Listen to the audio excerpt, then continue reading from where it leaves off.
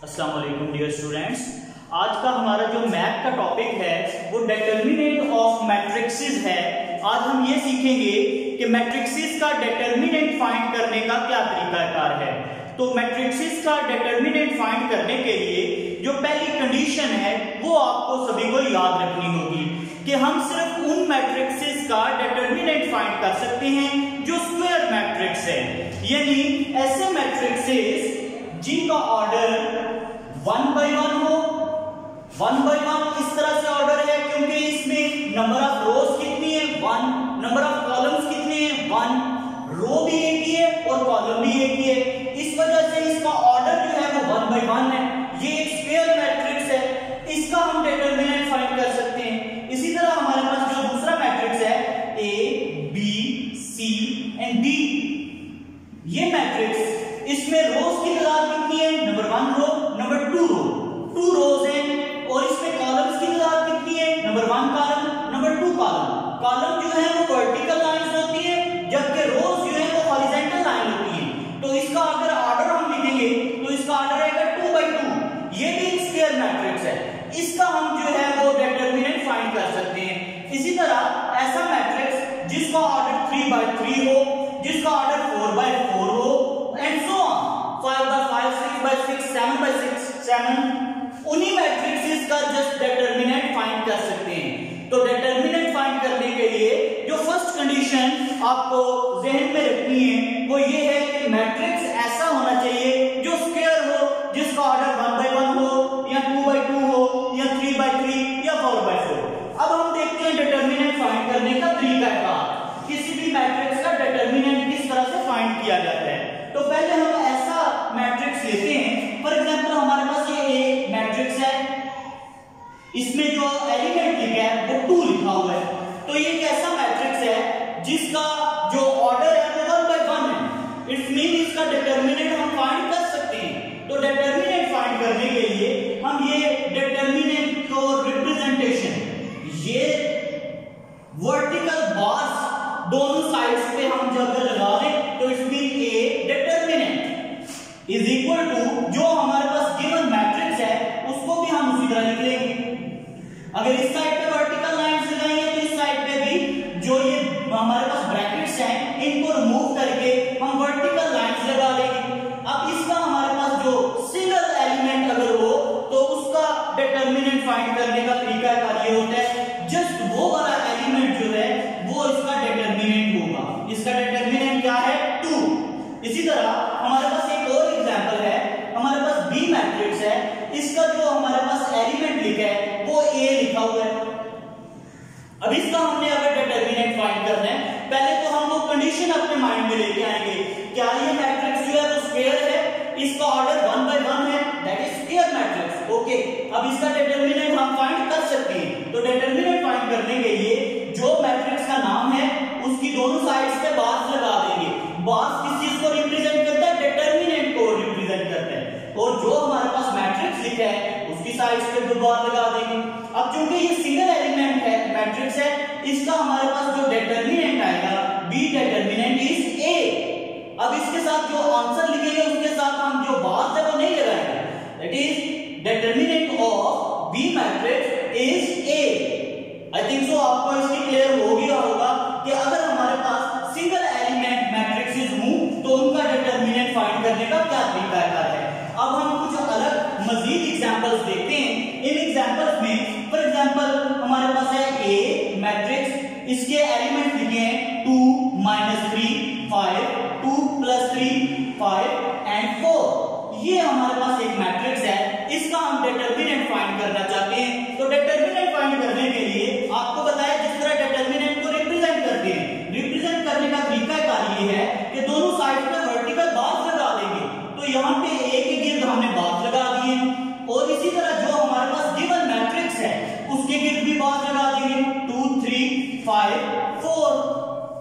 ये हमने बार्स लगा दिए। पहले तो हमें ये चेक करना था कि क्या ये मैट्रिक्स जो है वो कंफर्मेबल है डिटर्मिनेंट फाइंड करने के लिए। तो उसके लिए आपको जस्ट वन कंडीशन बताई है कि अगर कोई मैट्रिक्स जो है वो स्क्वायर मैट्रिक्स हो, यानी उसका जो ऑर्डर है वो 1 by 1 हो, 2 by 2 हो, 3 by 3 हो, 4 by 4 सो ऑन, इसी तरह 5 by उनको हम जो है उनका डिटर्मिनेंट फाइंड कर सकते हैं। तो यहाँ पे ये हमारे पास मैट्रिक्स था, इसमें 2 रोज है, एक नंबर 1 एंड नंबर 2, और 2 कॉलम्स हैं, नंबर 1 एंड नंबर 2। इसमें इसका ऑर्डर जो है वो 2 by 2 है और इसका हम डिटर्मिनेंट फाइंड कर सकते हैं, इसलिए हमने डिटर्मिनेंट इसका फाइंड करना स्टार्ट कर दिया है। जो सिंगल लेटर एलिमेंट्स थे, सिंगल एलिमेंट मैट्रिक्स थे, उनमें तो हमने बड़ा सिंपल मेथड यूज किया था, जो भी सिंगल एलिमेंट हो वही उसका डिटर्मिनेंट होता है। लेकिन यहाँ पर 4 एलिमेंट्स हैं, 4 एलिमेंट्स का डिटर्मिनेंट मालूम करने का तरीका क्या होगा, ये ए डिटर्मिनेंट हम सेम उसी तरह लिख लेंगे। हम जो इनके डायगोनल्स हैं उनका प्रोडक्ट फाइंड करेंगे। डायगोनल नंबर 1 यानी ये 2 मल्टीप्लाई 4, ये प्रोडक्ट 2 और 4 का आ गया, दरमियान में माइनस का साइन लगाएंगे और फिर इन दोनों का प्रोडक्ट फाइंड करेंगे, यानी 5 and 3 या 3 by 5 दोनों आप लिख सकते हैं। अब इन दोनों को अगर मल्टीप्लाई करें, 4 2s are 8 minus 5 3s are 15, तो इनको सॉल्व करें तो हमारे पास आंसर क्या आएगा, -7। अगर हमारे पास ये इसका डिटर्मिनेंट आ गया, ए डिटर्मिनेंट। अब मजीद हम एग्जांपल्स देखते हैं, एक एग्जांपल ये देखते हैं, b is equal to 0 3 5 1, ये भी हमारे पास एक मैट्रिक्स लिखा है। अब पहले नंबर पे आपने वही कंडीशन अपने माइंड में लेके आनी है, क्या ये मैट्रिक्स ऐसा है जिसका डिटर्मिनेंट फाइंड कर सके हम? Yes, because it is a square matrix, it's order is 2 by 2, because it has 2 rows, number 1 row, the horizontal lines are called rows, number 1 row, number 2 row, and it has 2 columns, number 1 column and number 2 column, so its order is 2 by 2. It is confirmable for finding the determinant of matrices. तो determinant find करने का क्या तरीका होगा, determinant को represent करने के लिए जो इसका नाम लिखा है उसकी दोनों साइड्स पे वर्टिकल बार्स लगा देंगे। इसी तरह जो मैट्रिक्स हमारे पास लिखा है 0 5 1 3, इसकी साइड्स पे भी बार्स लगा देंगे। अब इनको सॉल्व करने का तरीका क्या देखते हैं, b determinant is equal to, आपको पता है डायगोनल्स को आपस में मल्टीप्लाई करके उनका डिफरेंस फाइंड करते हैं, तो यहाँ पे 0 मल्टीप्लाई 3, 0 और 3 को मल्टीप्लाई कर दिया, दरमियान में माइनस का साइन पुट कर दिया, 5 और 1 को आपस में मल्टीप्लाई कर दिया, 5 मल्टीप्लाई बाय 1। अब इनको जब सॉल्व करेंगे, b मैट्रिक्स से 3 0 0 माइनस 5 1 5, यहां पे अगर हम इसको मजीद सॉल्व करें तो b determinant is equal to 0 में से 5 को माइनस करेंगे -5, तो ये हमने इसका डिटर्मिनेंट फाइंड कर दिया। एक और एग्जांपल इसी तरह देखते हैं डिटर्मिनेंट फाइंड करने के लिए। हमारे पास फॉर एग्जांपल एक मैट्रिक्स है c is equal to 5 5 5 and 5, ये हमारे पास मैट्रिक्स लिखा है। अब इसका हम डिटर्मिनेंट फाइंड करना चाहते हैं, तो पहले वही कंडीशन, क्या ये मैट्रिक्स स्क्वायर मैट्रिक्स है? Yes, this matrix is square matrix because it's order is 2 by 2। तो इसका डिटर्मिनेंट स्टार्ट करते हैं, तो c के साइड्स पे हम डिटर्मिनेंट का साइन लगा देंगे। डिटर्मिनेंट का साइन कौन सा है? Vertical lines. इसी तरह जो हमारे पास गिवन मैट्रिक्स है उसके लिए भी हम वही 5 5 5 एंड 5 ये हमने लगा दिया। अब c determinant is equal to, ये 5 को 5 के साथ मल्टीप्लाई करेंगे, 5 मल्टीप्लाई बाय 5 माइनस इन दोनों 5 को आपस में मल्टीप्लाई करेंगे, 5 माइनस मल्टीप्लाई बाय 5, तो ये 5 5 are 25 माइनस 5 5 are 25, तो इनका सॉल्यूशन या आंसर हमारे पास क्या आएगा? 0।